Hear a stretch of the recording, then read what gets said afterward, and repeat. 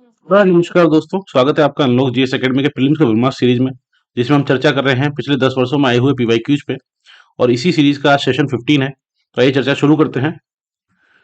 Question number 81 है 1905 के बंगाल विभाजन से रिलेटेड कि 1905 में जो लॉर्ड कर्जन के द्वारा बंगाल का विभाजन किया गया था वो कब तक बना रहा था। The partition of Bengal made by lord Curzon in 1905 lasted until. चार ऑप्शंस दिए गए हैं। ये मेनली क्वेश्चन था टाइमलाइन का, कि आपको टाइमलाइन पता होनी चाहिए कि ये कब कब चीजें हुई थी। 1950 में 5 में बंगाल का विभाजन होता है। इसमें पहला ऑप्शन दिया गया है कि ये जब तक कब तक बना रहा, प्रथम विश्व युद्ध तक, जिसमें अंग्रेजों को भारतीय सैनिकों की आवश्यकता पड़ी। प्रथम विश्व युद्ध की बात करें तो ये रहता है 1914 से 18 तक। सम्राट जॉर्ज प्रथम द्वारा दिल्ली में 1911 के शाही दरबार में कर्जन के अधिनियम को निरस्त किए जाने तक। तीसरा है महात्मा गांधी द्वारा अपना सभी के अवज्ञा आंदोलन आरंभ करने थे, जो कि हुआ था 1930-31 में। और फिर फाइनली 47 में हुआ विभाजन तक, जो कि पूर्वी बंगाल पश्चिम पूर्वी पाकिस्तान बन गया। इसका जो सही आंसर है वो है बी। सम्राट जॉर्ज पंचम द्वारा जो दिल्ली में शाही दरबार हुआ था 1911 में, उस समय इसको खत्म किया गया था। बात करें बंगाल विभाजन की, तो बंगाल विभाजन किया गया था 1905 में लॉर्ड कर्जन के द्वारा। और ब्रिटिश गवर्नमेंट के द्वारा ये करने का कारण था क्योंकि उस समय बंगाल राष्ट्रवादी गतिविधियों का बहुत बड़ा केंद्र था। बंगाल हो गया, जैसे पंजाब हो गया या फिर महाराष्ट्र कह सकते हैं। और बंगाल बहुत ज्यादा रूप से राष्ट्रवादी गतिविधियां बंगाल में बढ़ रही थी। इसी कारण से डिवाइड एंड रूल की नीति के तहत अंग्रेज सरकार के द्वारा इसको वैसे तो एडमिनिस्ट्रेटिव इफिशियंसी नाम दिया गया, कि प्रशासनिक दक्षता के लिए हम प्रशासन ढंग से नहीं चला पा रहे इतने बड़े प्रोविंस का, इतने बड़े राज्य का, इस चक्कर में हम इसको पार्टीशन कर रहे हैं। लेकिन एक्चुअली ये डिवाइड एंड रूल नीति थी कि जो मुस्लिम पॉपुलेटेड रीजन था उसको ईस्ट बंगाल के रूप में नाम दे दिया गया, और जो हिंदू डोमिनेटेड रीजन था उसको वेस्ट बंगाल के रूप में। और इस तरह से बंगाल का विभाजन कर दिया गया दो अलग अलग हिस्सों में। फाइनली जब 1911 में शाही दरबार, और इसको लेके, इस विभाजन को लेके फिर स्वदेशी मूवमेंट चला। इस विभाजन के अगेंस्ट भारतीयों के द्वारा स्वदेशी आंदोलन चलाया गया। और फाइनली 1911 में जब शाही दरबार, रॉयल दरबार हुआ, जो कि दिल्ली में हुआ था 1911 में, एट दिल्ली, और इसमें शिरकत की थी जॉर्ज किंग जॉर्ज फिफ्थ ने। तो इसी शाही दरबार में इस विभाजन को निराकृत किया गया, खत्म किया गया, एब्रोगेट किया गया। और उसके बाद एक दूसरा काम किया गया, जो कैपिटल कलकत्ता थी ब्रिटिश इंडिया की, उसको दिल्ली में चेंज कर दिया गया, दिल्ली ट्रांसफर कर दिया गया कैपिटल को। और एक तीसरा काम जो हुआ था इसमें, वो हुआ था कि जो बंगाल का विभाजन निराकृत तो हुआ था, लेकिन उसमें बंगाल का स्वरूप चेंज कर दिया गया। ये पहले का बंगाल था जो 1905 के पहले का था, एक्चुअली पूरा बंगाल। 1905 में विभाजन कर दिया गया बंगाल का, ईस्ट बंगाल और वेस्ट बंगाल के रूप में। लेकिन फाइनली ये विभाजन खत्म किया गया, तो बंगाल में से ये बिहार और इधर से उड़ीसा वाला पार्ट को हटा दिया गया, इधर से असम वाले पार्ट को खत्म कर दिया गया, और बंगाल, ये वाला रीजन बंगाल हो गया, केवल इतना सा रीजन, इसको बंगाल बना दिया गया। तो इस तरह से ये वाला क्वेश्चन का आंसर था 81 का बी। नेक्स्ट क्वेश्चन है क्वेश्चन नंबर 82। स्वतंत्रता आंदोलन के इतिहास में भारतीय राष्ट्रीय कांग्रेस का 1929 का अधिवेशन महत्वपूर्ण है, क्योंकि the 1929 session of Indian national Congress is of significance in the history of the freedom movement because. चार ऑप्शंस दिए गए हैं। इसमें पूछा गया 1929 का अधिवेशन क्यों महत्वपूर्ण था। और 1929 का अधिनियम, ये बहुत हार्ड क्वेश्चन नहीं कह सकते इसको, काफी इजी क्वेश्चन है, क्योंकि 1929 का अधिनियम, अधिवेशन जो था कांग्रेस का, बहुत ही इंपॉर्टेंट सेशन में से एक था, जिसमें बहुत सारी चीजें शुरू की गई थी। 1929 का जो अधिवेशन था 1929 का, ये अधिवेशन हुआ था लाहौर में, और इसके अध्यक्ष थे जवाहरलाल नेहरू। इस अधिवेशन के, इसमें तीन चार चीजें हुई थी। एक हुई थी, इंडियन नेशनल कांग्रेस के द्वारा पूर्ण स्वराज का रेजोल्यूशन पारित किया गया, पूर्ण स्वराज। सिविल डिसोबीडियंस मूवमेंट जो की था, नागरिक अवज्ञा आंदोलन, इसको शुरू करने की चर्चा की गई। और 26 जनवरी को पूर्ण स्वराज दिवस मनाया गया, पूर्ण स्वराज दिवस मनाने का निर्णय लिया गया। और इसीलिए 26 जनवरी को ही दिन ही चूज किया गया था जब संविधान को लागू करने की बात आई थी, किस दिन से लागू करेंगे संविधान सभा में। तो 26 जनवरी का दिन इसीलिए चूज किया गया था क्योंकि 26 जनवरी के दिन की काफी वैल्यू थी। तो इसका जो सही आंसर है वो है बी। कांग्रेस के लक्ष्य के तौर पर पूर्ण स्वराज प्राप्त को स्वीकृत किया गया। अगर टाइमलाइन को देखें, जो ऑप्शन पूछा गया, तो इसमें पहला ऑप्शन क्या दिया गया कि कांग्रेस के उद्देश्य के तौर पर स्वशासन प्राप्ति की घोषणा की गई, सेल्फ गवर्नमेंट का ऑब्जेक्टिव कांग्रेस ने डिक्लेयर किया। ये जो हुआ था, ये हुआ था एक्चुअली 1906 के कलकत्ता अधिवेशन में। कलकत्ता में अधिवेशन हुआ था 1906 में, जिसके चेयरमैन थे दादा भाई नौरोजी। और उस समय कांग्रेस के द्वारा से अडॉप्ट किया गया था सेल्फ गवर्नमेंट का ऑब्जेक्टिव, स्वशासन की जो बात की गई थी। दूसरा हमने देख ही लिया, ये 1929 में लाहौर अधिवेशन हुआ। असहयोग आंदोलन की जो बात की जाती है, non cooperation movement, non cooperation movement शुरू हुआ था 1920 में। अगर आपको इतना ही पता है 1921 में नॉन कॉपरेशन मूवमेंट शुरू हुआ था, तो अभी आप इसको गलत कर सकते हैं कि ये तो नहीं होगा, ठीक है। दूसरा है लंदन में गोलमेज सम्मेलन की बात की गई। पूछा है 1929 का अधिवेशन, यहाँ ऑप्शन दिया है लंदन में गोलमेज सम्मेलन में भागीदारी करने का निर्णय। आपको ये पता होना चाहिए कि लंदन में 3 राउंड टेबल कॉन्फ्रेंस हुई थी, 3। 3 में से कांग्रेस ने पहली राउंड टेबल कांग्रेस जो हुई थी, जो कि 1930 से 1931 हुई थी, उसमें ज्वाइन नहीं किया था। कांग्रेस ने ज्वाइन किया था सेकंड राउंड टेबल कांग्रेस में, दूसरे गोलमेज आंदोलन में, जो कि हुआ था 1931 के सितंबर से लेकर दिसंबर तक, जिसमें केवल गांधी ने पार्ट लिया था कांग्रेस के एक सोल रिप्रेजेंटेटिव के रूप में। उस वजह से ये भी गलत हो जाता है। इसका जो सही आंसर है वो तो भी है ही। तो ये एक्चुअली टाइमलाइन का क्वेश्चन था, जिसमें आपको टाइमलाइन पता होनी चाहिए कि 1929 का बहुत इंपॉर्टेंट अधिनियम है, उसके आसपास क्या चीजें हुई हैं, राउंड टेबल कॉन्फ्रेंस कब शुरू होती है, 1929 के कितने टाइम बाद होती है, तो इस चीज को। नेक्स्ट क्वेश्चन है क्वेश्चन नंबर 83। इसमें पूछा गया है कि जो सत्रिय नृत्य है, with reference to the famous Sattriya dance consider the following statements. 3 statement दिए गए सत्रिय डांस को लेकर। पहला है सत्रिय संगीत नृत्य और अभिनय का सम्मिश्रण है, it is a combination of music dance और ड्रामा। ओके। सेकेंड ऑप्शन है ये असम के वैष्णवों की शताब्दियों पुरानी जीवन परंपरा है, it is a centuries old living tradition of Vaishnavites of Assam. और तीसरा है यह तुलसीदास कबीर और मीराबाई द्वारा रचित भक्ति गीतों के शास्त्रीय रागों और तालों पर आधारित है। इसके ऑप्शन दिए गए 1 1 2 2 3 1 2 3। अब आप इसमें देखिए, पहला है इसमें जो है बिल्कुल ठीक है, क्षत्रिय संगीत नृत्य अभिनय का सम्मिश्रण है, वैष्णवों की शताब्दी पुरानी परंपरा है, इसके बारे में डिस्कस करेंगे कैसे। तीसरा जो स्टेटमेंट है वो बिल्कुल गलत है, तुलसीदास कबीर मीराबाई द्वारा रचित भक्ति गीतों पर आधारित नहीं है। क्योंकि अगर आपने क्षत्रिय नृत्य को पढ़ा होगा, तो क्षत्रिय नृत्य जो आधारित है, चलो इस पर बात करते हैं। क्षत्रिय डांस जो है ये भारत के क्लासिकल डांस में एक डांस है, बाद में 8 क्लासिकल डांस माने गए हैं, उनमें से एक डांस है क्षत्रिय। और क्षत्रिय का ओरिजिन जो होता है वो होता है सत्रम मोनेस्ट्री से। ये 70 मोनेस्ट्री थी, वहां से इसका ओरिजिन होता है। और ये एज ए पार्ट ऑफ जो नव वैष्णव आंदोलन चल रहा था, नियो वैश्वनाइट, जिसको नव वैष्णव बोला जाता है, नव वैष्णव आंदोलन, इस मूवमेंट के रूप में ये शुरू हुआ था। और शुरू करने का जो श्रेय दिया जाता है वो दिया जाता है श्रीनाथ शंकर देव को। शंकर देव हुए थे असम में 15 सेंचुरी के आसपास। और इन्हीं के जो भजन लिखे गए थे, इन्हीं की जो पोएम लिखी गई थी, उसी पे एक्चुअली ये क्षत्रिय डांस शुरू होता है। इसमें काफी सारे जो थीम है वो मेनली राधा कृष्णा पे आधारित है, राधा कृष्ण थीम मेनली होती है। और जनरली जो ये बेस्ड होता है वो डिवोशन में बेस्ड होता है, कि श्री कृष्ण के प्रति जो डिवोशन है माधव देव की, शंकर देव की, उस हिसाब से ये एक्चुअली शुरू होता है। क्लासिक डांस का जो स्टेटस मिला था क्षत्रिय नृत्य को, वो मिला था सन 2000 में। और भारत में 8 क्लासिकल डांस है, उनमें से एक डांस ये है। तो ऐसे में ये जानना इंपॉर्टेंट हो जाता है सारे 8 डांसों के बारे में, कि आपको इतना पता हो कि वो एक्चुअली किस फिलोसफी से रिलेटेड है, उसमें किस किन किन लोगों का कॉन्ट्रीब्यूशन है, कौन कौन से मेनली उपकरण यूज होते हैं। जैसे अगर क्षत्रिय नृत्य की बात करें, तो इसमें जो यूज होते हैं वो है एक धमेली, इसको धमेली बोला जाता है एक उपकरण को। दूसरा उपकरण है ड्रम, ढोलक जिसको बोलते हैं। तीसरा है कुछ तालों को यूज किया जाता है। उसके अलावा इसमें है जो हैंड जेस्चर होते हैं, पैरों की जो पोजीशनिंग होती है, हैंड और फुट की जो पोजीशनिंग होती है, उसका काफी बड़ा योगदान होता है। तो इसलिए ये तुलसीदास कबीर मीराबाई के भक्ति गीतों पर आधारित नहीं था, तो इसलिए ये गलत हो जाता है। इसका आंसर है 1 और 2, ऑप्शन बी 1 और 2। पूछा क्वेश्चन किस लिए गया था, क्योंकि क्षत्रिय डांस काफी ज्यादा न्यूज में था उस समय। अब उसके कई कारण हो सकते हैं, स्टेपिंग बियॉन्ड ट्रेडिशन, ये अप्रैल 2014 का आर्टिकल है। देवदासी अवार्ड फॉर 9 क्लासिकल डांसर, इनमें भी अवार्ड दिया गया था क्षत्रिय डांसर को किसी को। Legacy and lesson, veteran Sattriya exponent Manik Borivan talks about the dance form, his training and the times. तो क्षत्रिय डांस कहीं ना कहीं न्यूज में था, इस वजह से ये पूछा गया। क्लासिकल डांस की बात करें तो भारत के 8 क्लासिकल डांस है मेनली, जिनमें अगर हम बात करें तो क्षत्रिय क्षत्रिय है असम से, ये वाला रीजन है क्षत्रिय डांस का। उसके बाद है कथकली और मोहिनी अट्टम। कथक है ये नॉर्दर्न इंडिया, यूपी का मान लीजिए आप। और ओडिसी है ओडिया, उड़ीसा का। उसके अलावा है मणिपुरी, ये मणिपुर वाला रीजन है, मणिपुरी। भरतनाट्यम, ये भरतनाट्यम। उसके अलावा है कथकली और मोहिनी अट्टम। कुचिपुड़ी है आंध्र प्रदेश, और मोहिनी अट्टम और कथकली है केरल।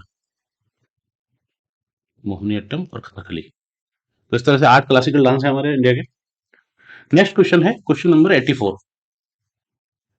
इसमें पूछा गया है शक संबंध पर आधारित राष्ट्रीय पंचांग जो नेशनल कैलेंडर इंडिया का, उसका एक चैत्र मतलब पहला दिन जो है ग्रेगोरियन कैलेंडर पर आधारित 365 दिन के सामान्य वर्ष की निम्नलिखित तिथियों में किस एक के तदनुरूप है? Chaitra one of the national calendar based on the Saka era correspond to which one of the following dates of Gregorian calendar in a normal year of 365 days. इसमें इतना सा पूछा गया, जो नेशनल कैलेंडर है जो कि शक संवत पर आधारित है, भारत का जो नेशनल कैलेंडर है उसमें जो चैत्र का महीना है उसका जो पहला दिन है चैत्र वन, वो कौन सी डेट को पड़ेगा ग्रेगोरियन कैलेंडर के हिसाब से? अगर हम देखें 22 मार्च को, 15 मई को, 31 मार्च को, 21 अप्रैल को। इसमें एक एक दिन जो माइनस किया गया है 22 मार्च 21 मार्च, ये लीप ईयर के हिसाब से कि लीप ईयर को इस दिन 21 मार्च को, नॉर्मल ईयर में 22 मार्च को, इस तरह से।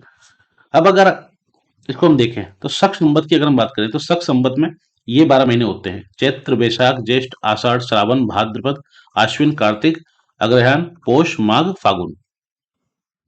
और जो चैत्र महीना है वो मार्च 21 से कोइंसाइड होता है, मार्च 21 से 20 अप्रैल तक। तो इसका जो सही आंसर है वो है 22 मार्च।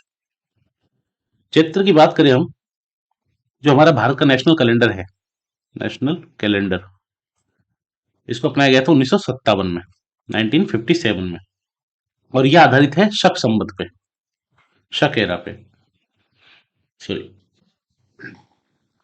शक संवत, जो कि एक्चुअली एक तरह का सोलर कैलेंडर है। दो तरह के कैलेंडर होते हैं, सोलर और लूनार कैलेंडर, और ये मेनली सोलर कैलेंडर, सौर पे आधारित कैलेंडर है, जो कि ग्रेगोरियन कैलेंडर के समान ही है। इसमें 365 डेज की ही बात की जाती है, और वही 12 महीनों की, 12 मंथ। तो इसका जो पहला महीना होता है वो है चैत्र का महीना, और जो कि चालू होता है 21 मार्च को लीप ईयर में, और जनरली 22 मार्च को।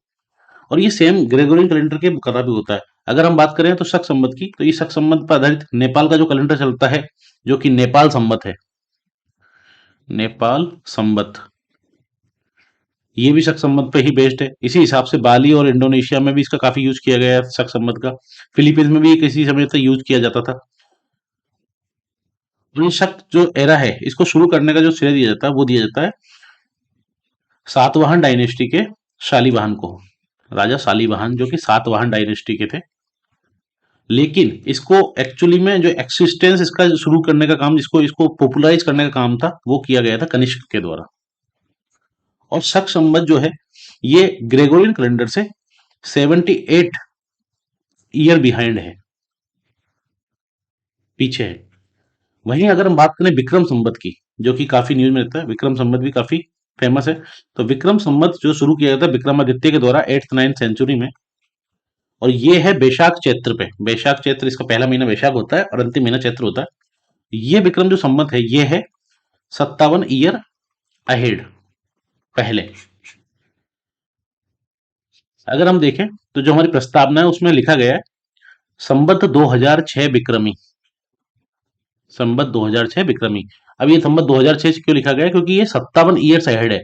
प्रस्तावना आई थी 1949 में, प्रस्तावना को सब किया गया था, संविधान को लागू किया गया था। और 1949 से ले 1949 में अब जब 57 जोड़ेंगे तो आता है संवत 2006 विक्रमी, क्योंकि 57 ईयर्स अहेड है। इसी तरह से अगर हम बात करें तो ये 78 ईयर्स बिहाइंड है शक संवत। तो इसका सही आंसर है वो है 22 मार्च और 21 मार्च। नेक्स्ट क्वेश्चन है क्वेश्चन नंबर 85। इसमें 3 जगह के फेमस वर्क दिए गए हैं स्कल्पचर के, और साइट दी गई है कि कौन कौन सी साइट है वो उनसे मेल खाती नहीं खाती। भारत की कला संस्कृति के इतिहास के संबंध में निम्नलिखित युग्मों पर विचार कीजिए। ठीक है, पहला कहा गया बुद्ध के महापरिनिर्वाण की एक भव्य प्रतिमा है, जिसमें ऊपर की ओर अनेकों देवी संगीतज्ञ, कई सारे सेलेशियल म्यूजिशियंस बैठे हुए हैं, और नीचे की ओर उनके दुखी अनुयायी, उनके फॉलोअर्स बैठे हुए हैं बुद्ध के, और बुद्ध का महापरिनिर्वाण की एक अवस्था वाला एक चित्र बना हुआ है, और सामने ही दिया गया स्थल की अजंता में ये मिलती है। दूसरा दिया गया है कि प्रस्तर पर उत्कीर्ण विष्णु के बड़ा अवतार की विशाल प्रतिमा है, जिसमें वे देवी पृथ्वी को गहरे विशुद्ध सागर से उबारते दर्शाए गए हैं, जिसमें स्थल दिया गया है माउंट आबू। तीसरा है विशाल गोलाश्रम पर उत्कीर्ण अर्जुन की तपस्या, गंगा अवतरण, मामल्लपुरम। इसका जो सही आंसर है वो है 1 और 3, क्योंकि दूसरा जो है माउंट आबू वो गलत हो जाता है। और माउंट आबू में ऐसा कहीं भी नहीं है, कहीं भी पढ़ने में नहीं आएगा। तो अपनी जो आपने पढ़ा है उस नॉलेज पे बिल्कुल फोकस रखिए। यूपीएससी कई बार कंफ्यूज करने के लिए इस तरह के स्टेटमेंट दे देता है। अजंता में बुद्ध की काफी ज्यादा चीजें मिलती है, बुद्धिज्म से रिलेटेड बहुत सारी चीजें मिलती है, बिहार मिलते हैं, चैत्य मिलते हैं। तो आप इसको लगभग कॉमन सेंस से भी लगा सकते हैं कि हाँ बुद्ध से रिलेटेड कुछ होगा तो अजंता में हो सकता है। लेकिन माउंट आबू में ऐसा कुछ भी नहीं है। माउंट आबू में जैन मंदिर मिलते हैं मेनली दिलवाड़ा के, जो कि बहुत लेट बने हैं। उसके अलावा माउंट आबू में इस तरह की कुछ भी चीज कहीं दिखाई नहीं देती। तो अगर आप दूसरे स्टेटमेंट को हटाए तो आंसर निकल के आता है 1, 3 और 3। तीसरा जो आंसर है मामल्लपुरम, बिल्कुल सही है। इसका जो सही आंसर है 1 एंड 3, सी।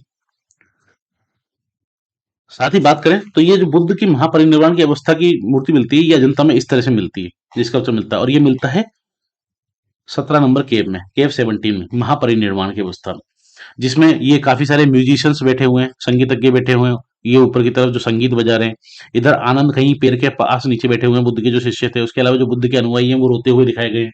ठीक है। अजंता की हम बात करें तो अजंता कहाँ पर है? सह्याद्री रेंज में। सह्याद्री रेंज में है, बाघोरा रिवर, बाघोरा नदी के पास में, और औरंगाबाद डिस्ट्रिक्ट है महाराष्ट्र में, वहां पर ये अजंता गुफाएं। ये रॉक कट केव्स है मेनली, और इसमें कितनी केव है? 29 केव्स हैं।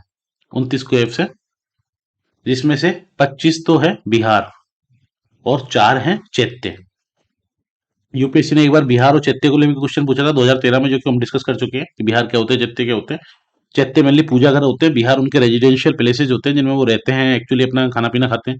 तो ये 29 केव्स है यहाँ पर, और ये डेवलप हुई थी 200 बीसी से लेके 200 बीसी से लेके 658 एडी तक। ठीक है। और बाकाटक किंग, जो बाकाटक राज्य थे, बाकाटक किंग्स के द्वारा ये बनाई गई थी। वर्ल्ड हेरिटेज साइट का भी दर्जा दिया गया था इन अजंता केव्स को 1983 में। अब बात करें सेकंड जो स्टेटमेंट पूछा गया था, ये स्टेटमेंट था उदयगिरी केव्स से रिलेटेड। उदयगिरी, जो कि एमपी के विदिशा में प्राप्त होते हैं, उदयगिरी केव्स मध्य प्रदेश में। और उदयगिरी केव्स में ही ये विष्णु की एक मूर्ति मिलती है, जिसमें विष्णु को दिखाया गया है वराह अवतार में, वराह अवतार में दिखाया गया है, जिसमें वो पृथ्वी भूदेवी को बचाते हुए दिखाई देते हैं।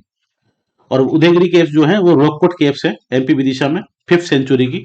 और इनको माना जाता है कि ओल्डेस्ट सर्वाइविंग हिंदू टेम्पल्स हैं भारत के, गुप्ता काल के हैं ये, गुप्ता पीरियड। तो इनको ओल्डेस्ट सर्वाइविंग हिंदू टेम्पल्स माना जाता है, ओल्डेस्ट सर्वाइविंग। और इसमें यही हिंदू माइथोलॉजी के अनुसार ये कहानी जो मिलती है हिंदू माइथोलॉजी में मेनली, उसी के अनुसार ये बराह अवतार की मूर्ति मिलती है भूदेवी को बचाते हुए। तीसरा जो है वो है मामल्लपुरम का, जिसमें अर्जुन की तपस्या से रिलेटेड मूर्ति मिलती है। ये, और ये जो मामल्लपुरम वाला ये पल्लव काल में शुरू हुआ था, और महेंद्र वर्मन के समय इसको बनाने का काम शुरू किया गया था। जो मोनोलिथिक स्ट्रक्चर है, एक ही पत्थर, एकाश्म पत्थर पे बना हुआ स्ट्रक्चर है पूरा, जिसमें भागीरथ की तपस्या करने के भी स्कल्पचर बने हुए हैं। इसके अलावा अर्जुन के द्वारा जो शिव को प्रसन्न करने के लिए अर्जुन ने तपस्या की, उसके भी स्कल्पचर बने हुए हैं। और ये काफी बड़े एरिया में बना हुआ है कंप्लीट, और इसको वर्ल्ड हेरिटेज साइट का दर्जा दिया गया है मामल्लपुरम को। नेक्स्ट क्वेश्चन है क्वेश्चन नंबर 86। क्वेश्चन नंबर 86 है गदर को लेके, कि गदर क्या है, द गदर वाज्य।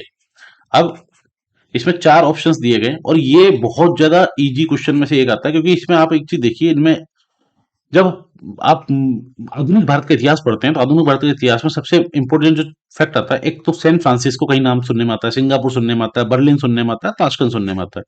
इसमें ऑप्शंस दिए गए हैं, गदर क्या है। पहला दिया गया है कि भारत का एक क्रांतिकारी संघ है जिसका प्रधान कार्यालय सैन फ्रांसिस्को में था, revolutionary association of Indians with headquarter San Francisco. ठीक है।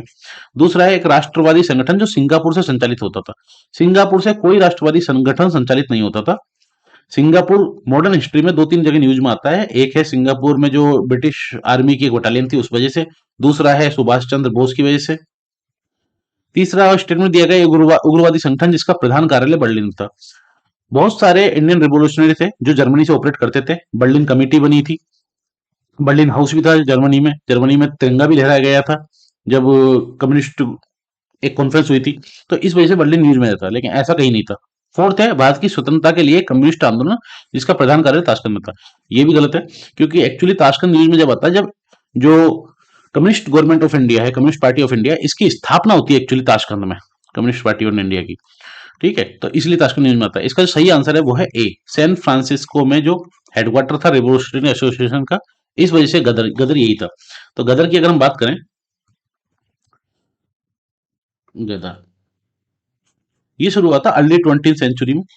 और गदर मेनली जो वेस्ट कोस्ट है यूएस और कनाडा का, पश्चिमी जो तट है ये वाला, अगर हम यूएस और कनाडा की लोकेशन देखें तो ये पश्चिमी तट है, ये वाला रीजन पश्चिमी तट पे यूएस कनाडा का। यहीं पे गदर पार्टी के कुछ लोगों के द्वारा गदर मूवमेंट शुरू किया गया था। और ये 1913 में इन्होंने गदर पार्टी की स्थापना की थी, गदर पार्टी, जिसका कि हेडक्वार्टर था सैन फ्रांसिस्को। और इसी गदर पार्टी के द्वारा एक अपना न्यूज़पेपर चलाया जाता था जिसका नाम था हिंदुस्तान गदर। और इनकी मेनली जो पर्पस था, जो ऑब्जेक्टिव था, वो था कि भारत से ब्रिटिश शासन की समाप्ति करना। और इसी कारण से ये लगे हुए थे और ये उसी तरह से वहां से ऑपरेट करते थे, जिसमें इनका आर्म्स स्मगल करने का काम था कि इंडिया में आर्म्स स्मगल किया जाए, किसी तरह से म्यूटनी करवाई जाए। और इसी को लेके इनका एक प्लान था जिसको कहते हैं गदर म्यूटनी, गदर म्यूटनी, जिसमें इनका प्लान था 1915 में फरवरी के महीने में कि ये पैन इंडिया, पूरे भारत में, और आर्मी के द्वारा, जो ब्रिटिश आर्मी है, जो ब्रिटिश इंडियन आर्मी है एक्चुअली, उसके द्वारा ये म्यूटनी करवाएं। और इन्होंने इस लेवल पर प्लानिंग की हुई थी कि सिंगापुर में जो ब्रिटिश आर्मी की टुकड़ी थी वहां तक इनकी पैठ थी और वहां तक का प्लान था इनका म्यूटनी करवाने का, पैन इंडिया म्यूटनी करवाने का। लेकिन एट द सेम टाइम, और इसमें बहुत सारे लोग जुड़े हुए थे, जिसमें गदर पार्टी भी थी, बर्लिन कमेटी भी थी, जो कि इंडियन इंडिपेंडेंस कमेटी बन गई थी बाद में, जिसमें बीरेंद्रनाथ चट्टोपाध्याय, जेडी गुप्ता, अविनेश भट्टाचार्य जैसे लोग थे। उसके अलावा इंडियन रिवोल्यूशनरी, जो भारत में रिवोल्यूशनरी थे, इंडियन रिवोल्यूशनरी, ये लोग सब शामिल थे इस गदर म्यूटनी को सफल करवाने में। लेकिन लास्ट मिनट पे जासूसी इंटेल आती है, स्पाई इंटेल आती है ब्रिटिशर्स के पास, और फाइनली इस जो प्लान को, म्यूटनी था, इसको क्रश कर दिया जाता है। और क्रश करने के बाद 1915 में एक डिफेंस ऑफ इंडिया एक्ट बनाया जाता है, डिफेंस ऑफ इंडिया एक्ट 1915 में। और इसी एक्ट के तहत एक ट्रिब्यूनल बनाया जाता है, और इसी ट्रिब्यूनल में केस चलता है जिसको बोलते हैं हम लाहौर षड्यंत्र केस, लाहौर कॉन्स्पिरेसी केस।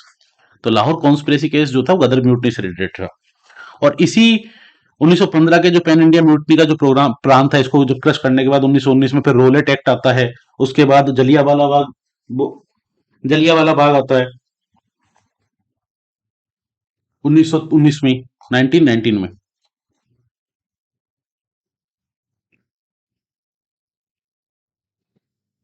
तो इसका जो सही आंसर था वो गदर आंदोलन का वो था, भारतीयों का एक क्रांतिकारी संघ जिसका प्रधान कार्यालय सैन फ्रांसिस्को में था। नेक्स्ट क्वेश्चन है क्वेश्चन नंबर 87। भारत की संस्कृति और परंपरा के संदर्भ में कलियारी पट्टू क्या है? With reference to India culture and tradition, what is Kaliyari Pattu? अब इसमें चार ऑप्शन दिए गए हैं, इसके लिए चार स्टेटमेंट दिए गए हैं, ए बी सी डी। पहला स्टेटमेंट है, it is an ancient bhakti cult of Shaivism, it still prevalent in some part of South India. अब आप देखिए, ये शैव मत का प्राचीन भक्ति पंथ है, इसमें बात की गई शैव मत की। और दूसरा है, ये दक्षिण भारत के कुछ हिस्सों में प्रचलित है। दो आपको स्टेटमेंट यूपीएससी ने दी है। दूसरा कहा गया है, ये कांसे और पीतल के काम की एक प्राचीन शैली है जो अभी कोरोमंडल क्षेत्र के दक्षिण हिस्से में पाई जाती है। यह नृत्य नाटिका का एक प्राचीन रूप है जो मालाबार के उत्तरी हिस्से में एक जीवंत परंपरा है। और तीसरा डी है, यह एक प्राचीन मार्शल कला है जो दक्षिण भारत के कुछ हिस्सों में जीवंत है। इसका जो सही आंसर है कलियारी पट्टू का, कलियारी पट्टू एक मार्शल आर्ट है केरला की। इसका जो सही आंसर है वो है D, it is an ancient martial art and is living tradition in सब पार्ट्स ऑफ साउथ इंडिया। ये है कलियारी पट्टू, जिसमें जो ये वाला रीजन है जिसमें कलियारी पट्टू खेला जाता है, इसको कलियारी बोलते हैं, कलारी। और ये माना जाता है कि ओल्डेस्ट मार्शल आर्ट है, ओल्डेस्ट मार्शल आर्ट है जिसकी स्किल आज तक एग्जिस्ट करती है, एग्जिस्टेड। और इसका जो प्रैक्टिस प्लेस एरिया जिसको हमने बताया कलियारी कहते हैं। और ये शुरू हुई थी, इसका ओरिजिन माना जाता है 3rd सेंचुरी बीसी के आसपास, 2nd सेंचुरी एडी तक। और आज भी ये कंटिन्यू चलती है, केरला के कई हिस्सों में कलियारी बने हुए हैं जिनमें कलियारी पट्टू मार्शल आर्ट खेली जाती है। नेक्स्ट क्वेश्चन है क्वेश्चन 88। निम्नलिखित युग्मों पर विचार कीजिए, 3 युग्म दिए गए हैं। और ये भी बहुत ज्यादा मुश्किल क्वेश्चन नहीं है क्योंकि गरबा हम सबको पता है कि गुजरात में है, बिल्कुल ठीक है। मोहिनी अट्टम के लिए बोला गया, मोहिनी अट्टम उड़ीसा में।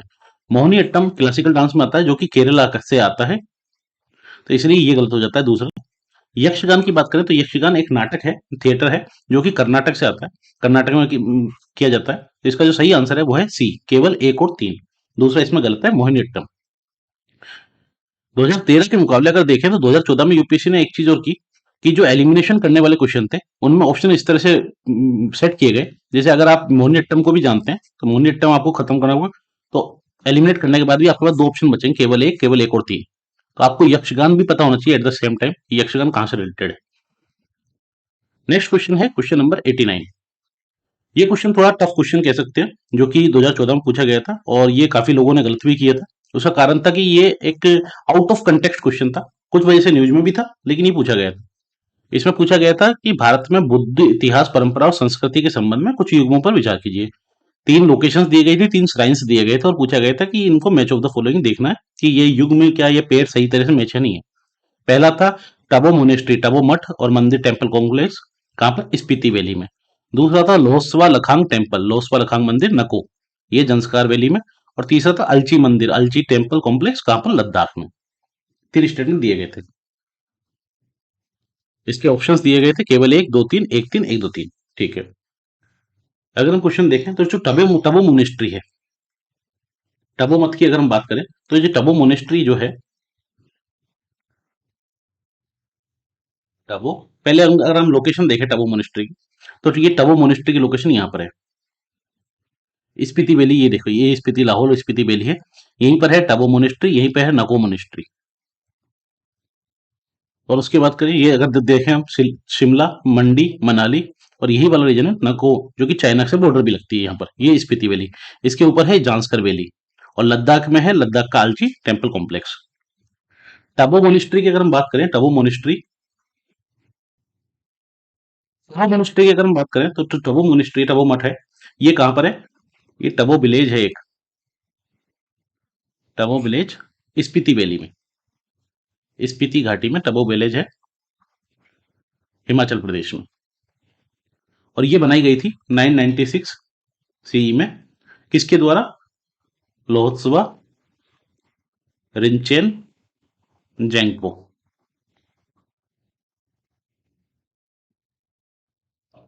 जो कि तिब्बतन बुद्धिस्ट मोंग थे, इनके द्वारा ये बनाई गई थी। और ये तबो मोनेस्ट्री के लिए बोला जाता है कि ये oldest continuously operated Buddhist enclave है इंडियन और या हिमालय रीजन में, complete continue operated Buddhist enclave. और जो उस समय के राजा थे वेस्टर्न हिमालयन किंगडम के, उनके द्वारा ये बनवाई गई थी। बात करें साथ ही जो आईची टेम्पल कॉम्प्लेक्स है, आलची टेम्पल कॉम्प्लेक्स, ये कहाँ पर है, ये है आलची विलेज में, आलची जो विलेज है। और ये है आलची विलेज कहाँ, लेह में, लेह लद्दाख में, जो कि आता है अभी लद्दाख यूनियन टेरिटरी के अंतर्गत। और इसको एडमिनिस्ट्रेट करने का काम है लिकिर मोनेस्ट्री का, लिकिर मोनेस्ट्री है जिसके द्वारा इसको प्रशासित किया जाता है। और ये भी जो रिंचिन जांगपो हैं, इन्हीं के द्वारा स्थापित की गई थी 958 से 1055 एडी के बीच में। और बात करें फाइनली जो लोहस्पा लखांग टेम्पल है, लोहस्पा लखांग टेम्पल, जिसके लिए बोला गया है कि ये नाको में, ये बना था 12th सेंचुरी में, और कहाँ पर, किन्नौर हिमाचल प्रदेश में। तो इसका जो सही आंसर निकल के आएगा, ये लोहस्वा लखांग जो टेम्पल है, ये गलत हो जाता है। इसका जो सही आंसर है वो है 1 and 3, अलची मंदिर लद्दाख में बिल्कुल सही है, तबोमठ स्पीति वैली में बिल्कुल सही है, ये जंस्कार वैली में नहीं है, लोहस्वा लखांग जो टेम्पल है नको में। क्योंकि अगर हमने लोकेशन देखी तो ये नको जो पड़ता है टबो मोनेस्ट्री के जस्ट नीचे पड़ता है, यही स्पीति वैली वाला रीजन जो है, जिसको किन्नौर वाला रीजन कहते हैं, ये किन्नौर वाला रीजन। क्योंकि बात करें अगर जांस्कार वैली की, तो जांस्कार वैली जो पड़ती है वो जांस्कार रेंज और लद्दाख में पड़ती है एक्चुअली। तो ये देखें जांस्कार वैली की अगर हम लोकेशन देखें तो ये जो लद्दाख वाला रीजन है, यहीं पर है इंडस वैली, ये वाला जांस्कार वैली। और ये जांस्कार वैली है ऊपर, लाहौल स्पीति से ऊपर, तो ये जांस्कार वैली में नहीं है जो नको मोनेस्ट्री है। तो ये बिल्कुल गलत है, इसका जो सही आंसर है वो है सी, 1 and 3।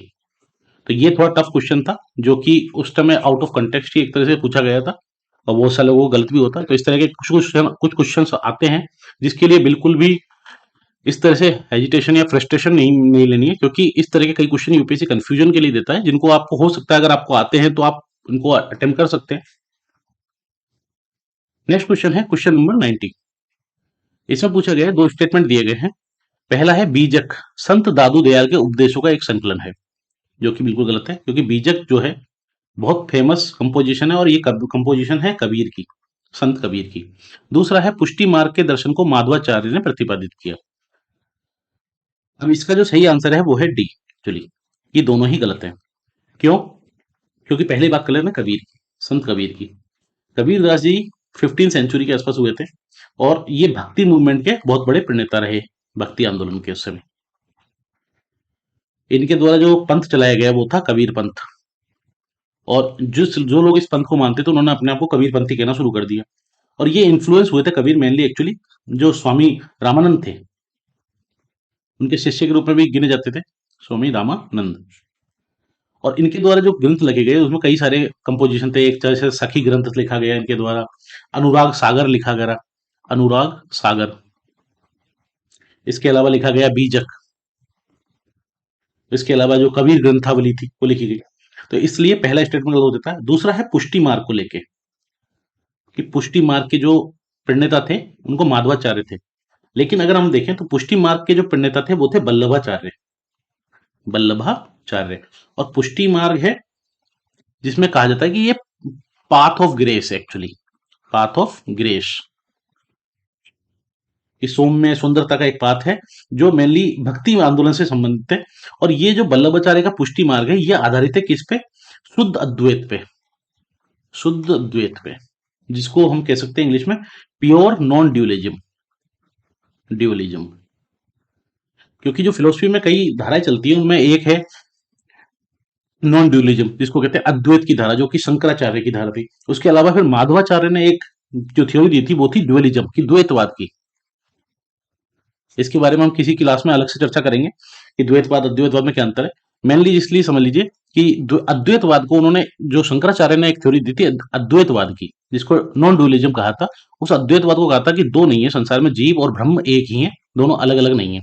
द्वैतवाद ने उस थ्योरी को थोड़ा सा चेंज किया, उन्होंने कहा जीव और ब्रह्म एक ही है लेकिन एक होते हुए वो अलग अलग है, क्योंकि जीव कभी ब्रह्म नहीं बन सकता, इसलिए द्वैतवाद की थ्योरी दी थी।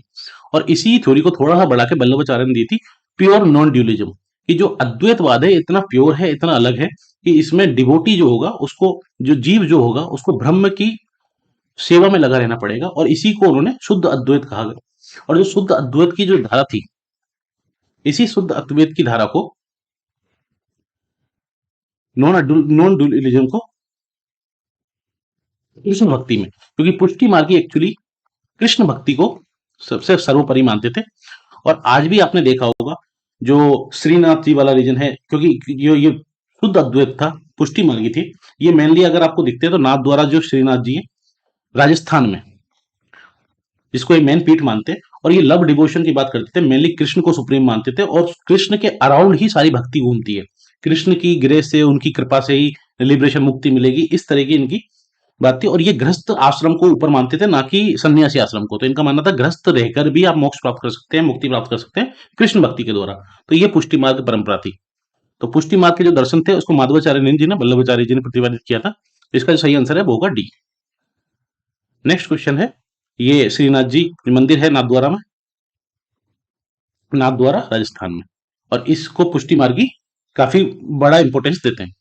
नेक्स्ट क्वेश्चन था क्वेश्चन नंबर 91, मांगनियार से रिलेटेड था, कि मांगनियार के नाम से जाने जाने वाला लोगों का समुदाय, a community of people called Manganiyars is well known for their. अब इसमें चार स्टेटमेंट दिए गए हैं।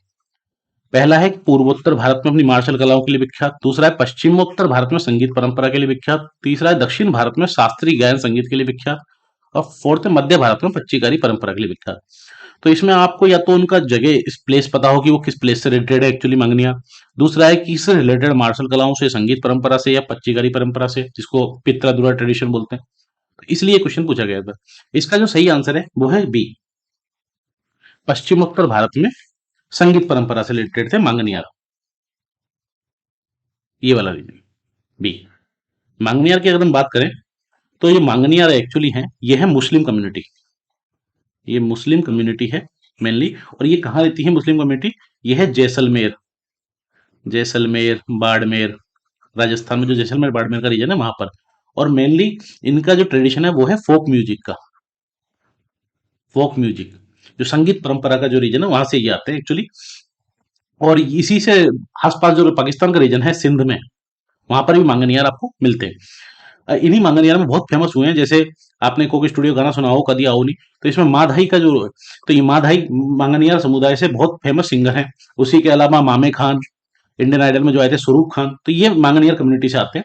और मांगनियार कम्युनिटी के द्वारा जो मेन इंस्ट्रूमेंट यूज लिया जाता है उसका नाम है कमाइचा। कमाइचा।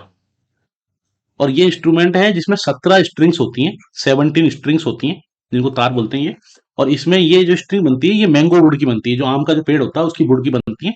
और इस पे जो स्किन यूज की जाती है, ये स्किन, ये गोट स्किन होती है एक्चुअली, गोट स्किन होती है। और इन 17 स्ट्रिंग में से जो 14 स्ट्रिंग होती है वो स्टील और कॉपर की होती है, लेकिन जो 3 स्ट्रिंग होती है मेन जिनसे काम चलता है, ये होती है एक्चुअली जो गोट की इंटेस्टाइन होती है, इंटेस्टाइन, बकरी की, वो एक्चुअली इसमें यूज की जाती है। और बाकी इसके अलावा कमाइचा के अलावा करताल और ढोलक भी यूज की जाती है। इसी तरीके की एक कम्युनिटी है जिसको कहते हैं लंघा कम्युनिटी, लंघा कम्युनिटी। और ये भी राजस्थान और गुजरात वाले रीजन में मिलती है, और ये भी फोक म्यूजिक से रिलेटेड है, ये कम्युनिटी भी। नेक्स्ट जो क्वेश्चन है, ये क्वेश्चन पूछा गया था मांगनियार वाला, क्योंकि मांगनियार कई कारण से न्यूज में थे। From reduction to education the Manganiyars are way, the songster of Barmer, happy with the status quo, Rajasthan Manganiyar changing tunes with changing times. तो मांगनियर काफी कारण से न्यूज में थे, इस वजह से क्वेश्चन पूछ लिया गया था। नेक्स्ट क्वेश्चन है क्वेश्चन नंबर 92। महारानी विक्टोरिया की उद्घोषणा 1858 में जो क्वीन विक्टोरिया की ये डिक्लेरेशन हुई थी, उसका, प्रोक्लेमेशन ऑफ क्वीन विक्टोरिया 1858, उसके बारे में पूछा गया कि इसके उद्देश्य क्या कहते हैं। 3 स्टेटमेंट दिए गए। पहला है भारतीय राज्यों को ब्रिटिश साम्राज्य में मिलाने के किसी भी विचार का परित्याग करना, to disclaim any intention to annex Indian state. दूसरा था भारतीय प्रशासन को ब्रिटिश क्राउन के अंतर्गत रखना, to place the Indian administration under British crown. तीसरा था भारत के साथ ईस्ट इंडिया कंपनी के व्यापार का नियमन करना। अगर क्वीन विक्टोरिया जो प्रोक्लेमेशन की बात करें 1858 में, तो इसके कई सारे ऑब्जेक्टिव थे। उसमें पहला ऑब्जेक्टिव था कि कंपनी के रूल को एंड करना, क्योंकि 1857 की क्रांति हुई थी, उसके बाद ये 1858 में डिक्लेरेशन आती है, जिसका मेनली काम एक तरह से हीलिंग टच था, ताकि साम्राज्य का जो वो है उसको किसी तरह का नुकसान नहीं पहुंचे और कंपनी का रूल कंप्लीट चलता रहे। तो इसमें जो कंपनी का जो रूल था, इसको एंड किया गया सबसे पहले तो। और जो सारी पावर थी वो कहाँ ट्रांसफर कर दी गई, क्राउन में। ये सारी पावर क्राउन में ट्रांसफर कर दी गई। और ये मेनली एडमिनिस्ट्रेशन को सुधारने के लिए था, कि इसमें हम, इनका जो उद्देश्य था कि हम एडमिनिस्ट्रेशन को इंप्रूव करेंगे। और साथ ही इन्होंने डिस्क्लेम कर दिया था किसी भी क्रेडिट को, कि हम, ऐसी कोई इंटेंशन नहीं है कि हम किसी भारतीय साम्राज्य को मिलाएंगे। तो इसका जो सही आंसर है वो है 1 और 2। तीसरा जो ऑब्जेक्टिव है, ये महारानी विक्टोरिया के प्रोक्लेमेशन का ऑब्जेक्टिव नहीं था व्यापार से रिलेटेड। इसमें जो कहा गया था मेनली ये 3-4 बातें कही गई थी। साथ ही जो गवर्नर जनरल की पोस्ट थी, इसको वायसराय में चेंज कर दिया गया था। और वायसराय कौन होगा, ये रिप्रेजेंटेटिव होगा, रिप्रेजेंटेटिव इसका क्राउन का। और ये पहले वायसराय कौन बने इसके तहत, लॉर्ड कैनिंग। साथ ही जो डुअल सिस्टम ऑफ गवर्नमेंट थी उसको खत्म कर दिया गया, जो बोर्ड ऑफ कमेटी थी, और जो बोर्ड ऑफ कंट्रोल और कोर्ट ऑफ डायरेक्टर्स थे, इनको खत्म कर दिया गया। और क्या बना दिया गया, यहां पर बना दिया गया सेक्रेटरी ऑफ स्टेट का पद, secretary of state to India. भारत के लिए सेक्रेटरी ऑफ स्टेट का पद बना दिया गया। और इस पद को बनाने के लिए, जिसका मेनली काम था कि इंडियन का एडमिनिस्ट्रेशन कंट्रोल करना इस तरह से, और इसके लिए 15 मेंबर की एक एडवाइजरी कमेटी बना दी, जो इस secretary of state to India को असिस्ट करेगी। तो 15 सदस्य की एक कमेटी बना दी गई। ये सारे काम क्वीन विक्टोरिया प्रोक्लेमेशन के तहत किए गए थे। तो इसका जो सही आंसर है वो है 1 और 2। तीसरा इसका ऑप्शन नहीं हो सकता, क्योंकि ये व्यापार को नियमन करने के लिए नहीं आई थी, ये मेनली आई थी एडमिनिस्ट्रेशन को इंप्रूव करने के लिए, एडमिनिस्ट्रेशन एफिशिएंसी के लिए। ये थी queen Victoria proclamation. Next question है 93। फतेहपुर सीकरी का इबादत खाना क्या था। राज परिवार के इस्तेमाल के लिए मस्जिद थी, अकबर का निजी प्रार्थना कक्ष था, वह भवन जिसमें विभिन्न धर्मों के विद्वानों के साथ अकबर चर्चा करता था, वह कमरा जिसमें विभिन्न धर्म वाले कुलीन जन धार्मिक बातों के विचार जमात होते थे। इसका जो सही आंसर है वो है सी। और इसको आप इजीली भी लगा सकते हैं, क्योंकि अकबर के द्वारा ही फतेहपुर सीकरी का निर्माण किया गया था। अकबर के द्वारा ही इबादत खाना जो बनवाया गया था वो मेनली बनवाया गया था क्योंकि अकबर के द्वारा, आपको पता हो, एक धर्म शुरू किया गया था जिसका नाम दीन ए इलाही, जिसमें सभी धर्मों की अच्छी बातों को डाल के एक धर्म के रूप में शुरू किया गया था। और ये जो इबादत खाना था ये अकबर के द्वारा इसलिए बनवाया गया था 1575 में एडी में, कि मेनली ये मीटिंग हाउस था जिसमें कई सारे जो धर्मों के स्कॉलर्स थे, वेरियस जो स्पिरिचुअल लीडर्स थे, उनको साथ अकबर के द्वारा चर्चा की जाती थी। उनसे सब धर्मों की, चाहे उसमें चाहे वो जैनिज्म हो, बुद्धिज्म हो, हिंदुइज्म हो, इस्लाम हो, सूफीज्म हो, हर धर्मों के, जोरोस्ट्रियन हो, हर धर्मों के लोगों के जो स्कॉलर थे उनके साथ चर्चा की जाती थी। तो इस वजह से ये फतेहपुर सीकरी का इबादत खाना बनवाया गया था। तो एक्चुअली इसका आंसर है C, the hall in which Akbar held discussion with scholars of various religions. ये है फतेहपुर सीकरी का इबादत खाना। नेक्स्ट क्वेश्चन है क्वेश्चन नंबर 94। भारत की खाद्य एवं पोषण सुरक्षा के संदर्भ में विभिन्न फसलों की जो बीज प्रतिस्थापन दरों को बढ़ाने के भविष्य के खाद्य उत्पादन लक्ष्यों को प्राप्त करने में मदद मिलती है। दूसरा है, किंतु इसके अपेक्षाकृत बड़े विस्तृत कार्यान्वयन में इसकी बाध्यता क्या है। तीन स्टेटमेंट दिए गए हैं। अब आप देखिए इन स्टेटमेंट को। पहला है, कोई भी राष्ट्रीय बीज नीति नहीं बनी है, there is no national seed policy in place. ये अपने आप में एक्सट्रीम स्टेटमेंट है कि 2014 में ये पेपर पूछा गया है, हरित क्रांति हो गई, सारी चीजें हो गई, 1947 से लेकर अब तक, क्या कोई भी नेशनल सीड पॉलिसी नहीं होगी। पहला स्टेटमेंट, ये एक्सट्रीम स्टेटमेंट। दूसरा कहा गया, निजी क्षेत्र की बीज कंपनियों की उद्यान कृषि फसलों की रोपण सामग्री और सब्जियों की गुणवत्ता वाले बीजों की पूर्ति में कोई सहभागिता नहीं है। There is no participation of private sector seed companies in the supply of quality seed of vegetable and planting materials of horticulture crops. 1990 में हमने इकोनॉमी को ओपन किया था, 1991 में, और उसके बाद से अगर आपको लगता है कि इतने वर्षों में 2014 तक कोई भी प्राइवेट पार्टिसिपेशन, कोई सेक्टर नहीं होगा सीड कंपनी का, तो ये अपने आप में एक्सट्रीम स्टेटमेंट था। तीसरा पूछा गया, there is a demand supply gap regarding quality seed in case of low value and high volume crops. जो लो वैल्यू, जो एक्चुअली इसको कहते हैं निम्न मूल्य उच्च परिमाण वाली जो फसलें हैं, इनके मामले में गुणवत्ता वाले बीजों के बारे में मांग पूर्ति का अंतराल है। अब इसमें ऑप्शन दिए गए, नीचे देखिए कूट का, पहला, दूसरा, दूसरा, तीसरा। इसका जो सही आंसर है वो है 3, क्योंकि पहला और दूसरा सिर्फ इसीलिए गलत है क्योंकि नेशनल सीड पॉलिसी इंडिया की है। इंडिया की जो नेशनल सीड पॉलिसी वो सबसे पहले आई थी 2002 में, क्वेश्चन पूछा गया 2014 में। दूसरा, प्राइवेट सेक्टर कंपनी की अगर हम बात करें तो प्राइवेट सेक्टर कंपनी बहुत सारी हैं जो कि इस सीड में काम करती है और मेजोरिटी सप्लायर है हाइब्रिड बीज, जो वेजिटेबल सीड्स हैं इनके लिए। तो ये प्राइवेट कंपनी, जनरली आपने बीज की दुकान देखी हो तो इतनी सारी बीज की दुकानें, अगर प्राइवेट कंपनी नहीं होंगी तो ये इतनी सारी चीजें कैसे करेंगी। Seed industry wants export push, ये 2017 फरवरी का आर्टिकल है। सीड एक्सपोर्ट्स में touch 1000 crore mark in next 2-3 years, ये फरवरी 10 2013 का आर्टिकल है। National Seed Association of India appoints Nuziveedu seed CMD as its president. तो बहुत सारी न्यूज कंटिन्यू सीड के बारे में आती रहती है और सीड इंडस्ट्री काफी ज्यादा फेमस है। बहुत सारी एमएनसीज हैं सीड्स में जो सीड का काम करती हैं, सीड्स बनाने का। दूसरी चीज इसमें पूछी गई थी वो थी सीड रिटेंशन रेट की बात की गई थी यहाँ कहीं पे, बीज प्रतिस्थापन दरों की। जो सीड रिटेंशन रेट एक्चुअली क्या होता है, सीड रिटेंशन रेट, इसमें ये देखा जाता है कि जो टोटल क्रॉप्ड एरिया है, टोटल क्रॉप्ड एरिया, इसमें सर्टिफाइड सीड्स का कितना यूज किया गया है और फार्म सेव्ड, क्योंकि किसानों के द्वारा जो फसल उगाई जाती है उसके बाद जो बीज बचते हैं या तो उनका यूज किया जाता है या फिर जो सर्टिफाइड हाइब्रिड सीड बाजार में मिलते हैं उनका यूज किया जाता है। अब इनमें जो सीड रिप्लेसमेंट रेट है, इसमें सिर्फ इसी को देखा जाता है कि कितने जो सर्टिफाइड सीड्स हैं इनका यूज किया गया है और कितने जो फार्म सेविंग सीड थे, जो फार्म से बचे थे, फार्म सेव सीड थे, इनका यूज किया गया है। और इनका जो दर निकल के आता है उसको बोलते हैं सीड रिप्लेसमेंट रेट, क्योंकि जो सर्टिफाइड सीड्स होते हैं, ये सर्टिफाइड सीड्स की वजह से ना केवल प्रोडक्टिविटी बढ़ती है फसलों की, यील्ड बढ़ती है, किसानों की इनकम बढ़ती है, और इसीलिए इसको सीड रिप्लेसमेंट रेट से दर्ज किया जाता है। न्यूज में कई बार रहता है सीड को लेके, Kaveri seed company net profit, ये नॉर्मली कई चीजें न्यूज में होती है। Guntur turning into hub for spurious seed companies, ये नवंबर 2013 का आर्टिकल है, 31 मई 2014 का आर्टिकल है। तो इसके लिए क्वेश्चन पूछा गया था। नेक्स्ट क्वेश्चन है 95। इसमें पूछा गया with reference to eco sensitive zones, पारिस्थितिकी की संवेदी क्षेत्र है, इनको लेके कुछ स्टेटमेंट दिए गए, इनमें पूछा गया कौन से सही है। पहला स्टेटमेंट है, पारिस्थितिकी संवेदी क्षेत्र वह है जिन्हें वन्यजीव संरक्षण अधिनियम 1972 के अधीन घोषित किया गया है। वाइल्ड लाइफ प्रोटेक्शन एक्ट के तहत जिन एरिया को डिक्लेयर किया जाता है उनको इको सेंसिटिव जोन बोलते हैं, ये पूछा गया। सॉरी। दूसरा है, पारिस्थितिकी संवेदी क्षेत्र को घोषित करने का जो प्रयोजन है उन क्षेत्रों में केवल कृषि को छोड़कर सभी मानव क्रियाओं पर प्रतिबंध लगाना, ये केवल एग्रीकल्चर को छोड़ा जाएगा, उसके अलावा सारी जो ह्यूमन एक्टिविटीज है उनको रोक दिया जाएगा, प्रोहिबिट कर दिया जाएगा। स्टेटमेंट दिए गए केवल एक, केवल दो, एक और दो, दोनों, और ना तो एक ना ही दो। इसका जो सही आंसर है वो है डी, ना तो एक ना ही दो, क्योंकि दोनों ही गलत है। क्योंकि अगर हम बात करें तो ये वन्यजीव संरक्षण अधिनियम, वाइल्ड लाइफ प्रोटेक्शन एक्ट 1972 के अधीन नहीं इसको डिक्लेयर किया जाता है, इसको डिक्लेयर किया जाता है इन्वायरमेंटल प्रोटेक्शन, पर्यावरण संरक्षण अधिनियम 1986 के तहत। और इसमें जो एक्टिविटीज प्रोहिबिट करने की बात है वो अलग अलग है, क्योंकि स्पेसिफिक होता है, अलग अलग एरियाज के लिए अलग अलग होता है, डिफरेंट होता है। इसलिए ये कहना कि केवल एग्रीकल्चर होकर सारी मानव क्रियाओं पर प्रतिबंध है, बिल्कुल गलत है। तो ये दोनों ही स्टेटमेंट गलत है। इसका सही आंसर है बने ना तो एक ना ही दो। बात करें इको सेंसिटिव जोन की, ये क्वेश्चन 2014 में पूछा गया, उसका कई सारे कारण थे। पहला कारण, वेस्टर्न घाट की अगर हम बात करें, मार्च 2010 में,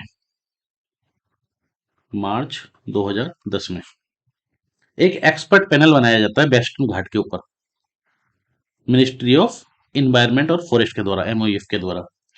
और इसका नाम था वेस्टर्न घाट इन्वायरमेंट एक्सपर्ट पैनल।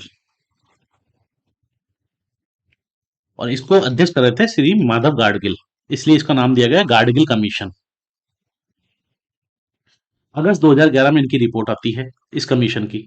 अगस्त 2011 में रिपोर्ट आती है माधव गाडगिल कमीशन की। और इन्होंने क्या किया, इन्होंने पूरे वेस्टर्न घाट को, एंटायर हिल को इको सेंसिटिव एरिया के रूप में घोषित करने की बात कही। साथ ही इन्होंने जो 142 तालुकास थे इस पूरे रीजन में, वेस्टर्न घाट में, क्योंकि वेस्टर्न घाट की अगर हम बात करें तो वेस्टर्न घाट वाला जो रीजन है ये फैला हुआ 6 स्टेट में और लगभग 44 राज्यों में, ठीक है। और बायोडायवर्सिटी हॉटस्पॉट भी है दुनिया का। तो ऐसे में जो 142 तालुकास थे, इनको इको सेंसिटिव जोन के रूप में बनाने की बात की कि इनको इको सेंसिटिव जोन बनाया जाएगा और कैटेगरी वाइज बनाया जाएगा, कैटेगरी 1, कैटेगरी 2, कैटेगरी 3, और उसी हिसाब से इनका अलग अलग रूप से प्रोहिबिशन होगा कि किसमें क्या क्या चीज अलाउ हो सकती है। और साथ ही इन्होंने कहा था इस रिपोर्ट में कि एक वेस्टर्न घाट इकोलॉजिकल अथॉरिटी बनाई जाए। और ये जो अथॉरिटी होगी ये मिनिस्ट्री ऑफ एनवायरमेंट फॉरेस्ट के अंतर्गत होगी, इन्वायरमेंट प्रोटेक्शन एक्ट 1986 से बनेगी और जो इस चीज का निर्धारण करेगी। इसको लेकर माधव गाडगिल की रिपोर्ट आती है। लेकिन इस रिपोर्ट को सरकार के द्वारा रिपोर्ट सरकार तक पहुंचती है, सरकार के द्वारा इस रिपोर्ट को रिलीज नहीं किया जाता कभी थी कहीं तो। और उसके बाद दिल्ली हाईकोर्ट में एक पिटीशन लगाई जाती है कि सरकार ने ये रिपोर्ट रिलीज नहीं की, और दिल्ली हाईकोर्ट की तरफ से फिर ऑर्डर किया जाता है सरकार को कि आप इस रिपोर्ट को रिलीज कीजिए। सरकार के द्वारा रिपोर्ट रिलीज होती है, सारी चीजें होती है। उसके बाद इस रिपोर्ट को लेके काफी ज्यादा प्रोटेस्ट होते हैं, बहुत सारी चीजें होती हैं। तो इसके बाद सरकार के द्वारा ही एक और कमेटी बनाई जाती है माधव गाडगिल की रिपोर्ट को स्टडी करने के लिए। इस कमेटी का नाम था कस्तूरी रंगन कमेटी। तो ये कमेटी बनती है 2012 अगस्त में, एक साल के बाद, क्योंकि 8-9 महीने तक सरकार ने उस रिपोर्ट को रोके रखा। उसके बाद ये कमेटी बनती है जिसका नाम है रंगन कस्तूरी रंगन कमेटी। और ये कस्तूरी रंगन कमेटी बनती है माधव गाडगिल की जो रिपोर्ट आई थी इसको स्टडी करने के लिए, मेनली इस रिपोर्ट को स्टडी करना कि इन्होंने जो कहा वो सही है कि नहीं, इसको स्टडी करने के लिए ये कमेटी बनती है कस्तूरी रंगन कमेटी। और ये 10 मेंबर कमेटी थी, 10 सदस्य। लेकिन इनके द्वारा जो रिकमेंडेशन फाइनल दी जाती है उसमें कहा जाता है, इनने रिपोर्ट दी थी 2013 में, अप्रैल 2013 में इनकी फाइनल रिपोर्ट आती है। और इनके द्वारा कहा गया कि केवल जो 37% एरिया है वेस्टर्न घाट का, उसको आप इको सेंसिटिव एरियाज के रूप में घोषित कर सकते हैं। माधव गाडगिल ने बोला तो पूरी हिल को, एंटायर हिल इको सेंसिटिव एरिया में आएगी। और साथ ही इन्होंने कुछ जगह पे जो इको सेंसिटिव एरिया ये 37%, इसमें माइनिंग को खत्म करने की बात कही कस्तूरी रंगन ने कि इसमें माइनिंग मत करो, माइनिंग को बैन करो। और साथ ही जो कुछ माइनिंग एरियाज हैं उनको फेज्ड आउट कर दो, जो इसमें एक्चुअली चल रहे हैं अभी। आगे से तो इसमें माइनिंग के लिए बैन करना है, और अब जो चल रहे हैं उनको 5 साल के अंदर फेज आउट रूप से धीरे धीरे उनको फेज आउट कर दी जाए। साथ ही इन्होंने बात की कि इस तरह से हाई जो पोल्यूटेड इंडस्ट्री है उनको यूज में मत लो, उनको किसी भी तरीके का परमिशन नहीं मिलना चाहिए इस 37% एरिया में, जिसको इको सेंसिटिव एरिया माना जाएगा। और इसी को लेके इसी कस्तूरी रंगन कमेटी में फिर एक और कमेटी बनती है इसकी स्टडी करने के लिए केरल में, जिसका नाम था ओमान कमेटी। तो इस तरह से बहुत सारी चीज चलती रहती है। एनजीटी की तरफ से फाइन लगाया जाता है जब तक फाइनल रिपोर्ट सबमिट नहीं होती। इस वजह से अक्टूबर 2013 में एनजीटी की तरफ से फाइन लगाया जाता है मिनिस्ट्री ऑफ एनवायरमेंट फॉरेस्ट पे। नेशनल ग्रीन ट्रिब्यूनल फाइन करती है मिनिस्ट्री ऑफ एनवायरमेंट फॉरेस्ट को कि आपने अब तक फाइनल रिपोर्ट रिलीज क्यों नहीं की। और इसी वजह से काफी ज्यादा कंटिन्यूसली 1-1.5 साल तक न्यूज में था, इस वजह से ये क्वेश्चन पूछा गया था। Ministry issue draft notification on Western Ghats 18/2014 का है। Gadgil slam Kasturi Rangan report on Western Ghat, all for Gadgil report, Ramesh backs Gadgil report on conservation of Western Ghat. ये रमेश है, मिस्टर जयराम रमेश, जो कि इन्वायरमेंट मिनिस्टर थे उस समय। तो इस वजह से काफी ज्यादा न्यूज में थी। और इसमें फिर finally eco sensitive area note किया जाता है, जिसमें 10 किलोमीटर प्रोटेक्टेड एरिया की बात की जाती है, बफर एरिया बनाने की बात की जाती है कि कुछ एक्टिविटी को बैन किया जाएगा, कुछ को रेगुलेटेड किया जाएगा, जिसमें एग्रीकल्चर हो गया, आपका टूरिज्म हो गया, रेन वाटर हार्वेस्टिंग हो गई, इन चीजों को रेगुलेट किया जाएगा। इस तरह की चर्चा इसमें की गई थी, तो इसलिए क्वेश्चन पूछा गया। नेक्स्ट क्वेश्चन है क्वेश्चन नंबर 96, जिसमें 3 स्टेटमेंट दिए गए हैं। पहला है भारतीय पशु कल्याण board, Animal Welfare Board of India, इसको एनवायरमेंट प्रोटेक्शन एक्ट 1986 के दिन स्थापित किया गया है। दूसरा है NTCA, National Tiger Conservation Authority, राष्ट्रीय बाघ संरक्षण प्राधिकरण, सांविधिक निकाय, स्टेचुरी बॉडी है। तीसरा कहा गया राष्ट्रीय गंगा नदी द्रोणी प्राधिकरण, national Ganga river basin authority, chaired by prime minister, प्रधानमंत्री अध्यक्षता करते हैं। इसका जो आंसर है वो है केवल 2 और 3, बी। कारण, पहला animal Welfare Board of India, आपको पता है animal Welfare Board of India environment protection act के तहत नहीं बना है, ये बना है एक्चुअली स्टेटरी बॉडी है। बना किसके तहत? Prevention of cruelty to animals act, जो कि 1960 में बना था, इसके तहत बना है मिनिस्ट्री ऑफ एनवायरमेंट फॉरेस्ट के द्वारा। और 1962 में इसकी स्थापना हुई थी, 1960 के एक्ट के तहत animal Welfare Board of India की। और जिसमें होते हैं कितने मेंबर? 28 मेंबर्स होते हैं। 28 सदस्य ये बोर्ड होता है, जिनका टर्म होता है 3 साल तक मेंबर्स का। और ये एक तरह की एडवाइजरी बॉडी है जो एडवाइज करती है गवर्नमेंट को। इनका हेडक्वार्टर कहाँ है? इनका हेडक्वार्टर है बल्लभगढ़, बल्लभगढ़, हरियाणा में। बात करें एनटीसीए की, नेशनल टाइगर कंजर्वेशन अथॉरिटी की, तो एनटीसीए जो है ये स्टेटरी बॉडी है और इसकी स्थापना होती है 2005 में। और इसकी स्थापना किसके तहत होती है? Wild life protection act, WPA 1972 के तहत। तीसरा स्टेटमेंट दिया राष्ट्रीय गंगा नदी द्रोणी प्राधिकरण, national Ganga river basin authority. National Ganga river basin authority की अगर हम बात करें, एनजीआरबी है, national Ganga river basin authority, ये बनी थी 2009 में। और इसी में नेशनल गंगा काउंसिल की बात की जाती है, जिसको चेयर करते हैं प्रधानमंत्री। और जो जल मिनिस्टर होते हैं वो इसके वाइस चेयर होते हैं, जो वाटर मिनिस्टर होते हैं, जल मंत्री इसको कह सकते हैं। और इसी से नेशनल गंगा काउंसिल बनाई गई थी। और नेशनल गंगा काउंसिल से ही बनता है फिर जो प्लान निकल के आता है वो था national mission on clean Ganga, जो सफाई गंगा की सफाई के लिए जो नेशनल मिशन लाया गया था, वो इसी नेशनल गंगा काउंसिल से आता है।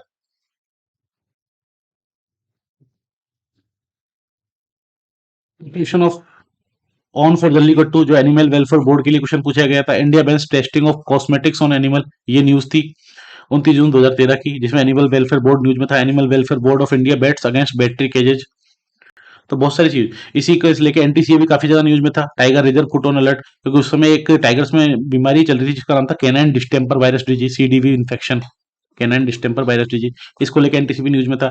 इंडिया लॉस्ट 63 टाइगर्स इन 2013, जनवरी 2014 की न्यूज है।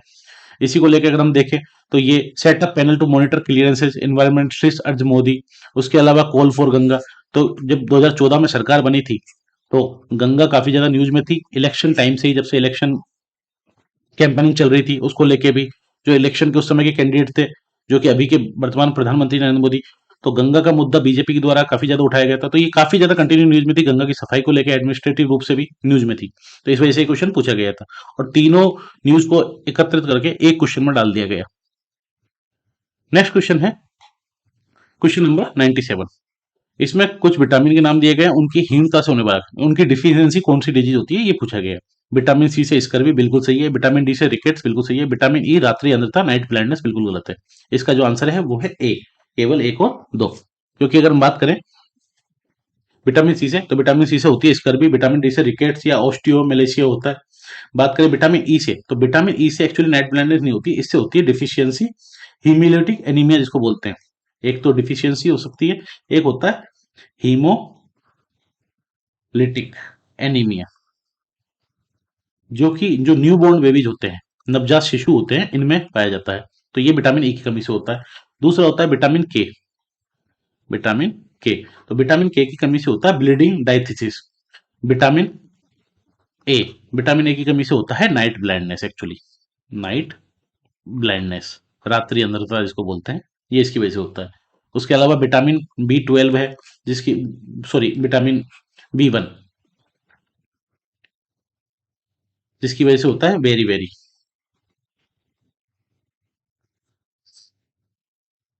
नेक्स्ट क्वेश्चन है क्वेश्चन नंबर 98। इसमें पूछा गया है विभिन्न उत्पादों के विनिर्माण में उद्योग द्वारा प्रयुक्त होने वाले कुछ रासायनिक तत्वों के नैनो कणों के बारे में कुछ चिंता है। There is some concern regarding the nano particles of some chemicals. कुछ केमिकल के नैनो पार्टिकल्स हैं जिनको लेके कुछ कंसर्न है कि अगर इनको इंडस्ट्री में, मैन्युफैक्चर इंडस्ट्री में यूज किया जाता है तो इनसे कुछ कंसर्न है। तीन स्टेटमेंट दिए गए हैं कि वो कंसर्न क्या है। पहला है ये पर्यावरण में संचित हो सकते हैं, they can accumulate in the environment, और जल और मृदा को संदूषित कर सकते हैं, कंटामिनेट कर सकते हैं वाटर एंड सोइल को। दूसरा है they can enter the food chains, कि किसी ना किसी रूप से वो फूड चेन्स में, खाद्य श्रृंखला में प्रविष्ट हो सकते हैं, भोजन के थ्रू किसी भी तरीके से। They can trigger the production of free radicals, वह मुक्त मूलकों के उत्पादन को विमोचित कर सकते हैं, ट्रिगर कर सकते हैं फ्री रेडिकल्स का प्रोडक्शन। क्या है इस बारे में चर्चा करते हैं। इसका जो सही आंसर है वो है तीनों, 1 2 3 तीनों सही है। बात करें नैनो पार्टिकल्स की, तो जो नैनो पार्टिकल्स की इसमें बात की जा रही है 1 से 100 माइक्रोन के, नैनो माइक्रोन के होते हैं, और ये यूज किए जाते हैं कि कई सारी इंडस्ट्री में, जैसे पेंट्स इंडस्ट्री है, या फिर हम कह सकते हैं आई गिलास जो इंडस्ट्री है, उसके अलावा जो कोटिंग इंडस्ट्री है, इसके अलावा सन स्क्रीन जो बनाए जाते हैं, सन स्क्रीन इंडस्ट्री है, फैब्रिक्स में यूज किए जाते हैं, कॉस्मेटिक्स में, तो कई सारी इंडस्ट्री में नैनो पार्टिकल्स यूज किए जाते हैं। और ये स्टेबल होते हैं एक्चुअली, सबसे बड़ी बात। और ये एक्यूमुलेट हो जाते हैं किसमें, पर्यावरण में, कंटामिनेट कर सकते हैं वाटर और सोइल को, बिल्कुल सही है। और दूसरा, किसी ना किसी रूप में, अगर किसी पौधे के रूप में प्राइमरी प्रोड्यूसर के तहत या कंज्यूमर के तहत किसी ना किसी तरीके से ये फूड चेन में एंटर कर सकते हैं और हार्म कर सकते हैं कंप्लीट फूड चेन को, इंक्लूडिंग ह्यूमंस। और ये फ्री रेडिकल्स भी प्रोडक्शन कर सकते हैं, ट्रिगर कर सकते हैं, क्योंकि ये क्या करते हैं, सेल मेम्ब्रेन को क्रॉस कर सकते हैं। इवन ये जो हमारा ब्लड है, हार्ट है, लीवर है, वहां तक हो सकते हैं, इतने ज्यादा इनका कम साइज होता है, नैनो पार्टिकल्स होते हैं। और इसीलिए इनके द्वारा ये सारे कंसर्न सही है, 1 2 एंड 3। नेक्स्ट जो क्वेश्चन है क्वेश्चन नंबर 99। निम्नलिखित में से कौन सा संगठन वर्ल्ड इकोनॉमिक आउटलुक नामक प्रकाशन प्रकाशित करता है। ये बहुत ही इजी क्वेश्चन था। इसका जो सही आंसर है वो है अंतर्राष्ट्रीय मुद्रा कोष, IMF. World economic outlook IMF निकालता है, और कंप्लीट, क्योंकि साल में 2 बार निकाला जाता है, ये अप्रैल में भी निकलता है, एक निकलता है अक्टूबर में। और इसमें एक्चुअली एनालाइज किया जाता है, प्रेडिक्ट किया जाता है जो नियर और मिड टर्म ग्रोथ क्या होगी किसी भी देश की, पूरे दुनिया की।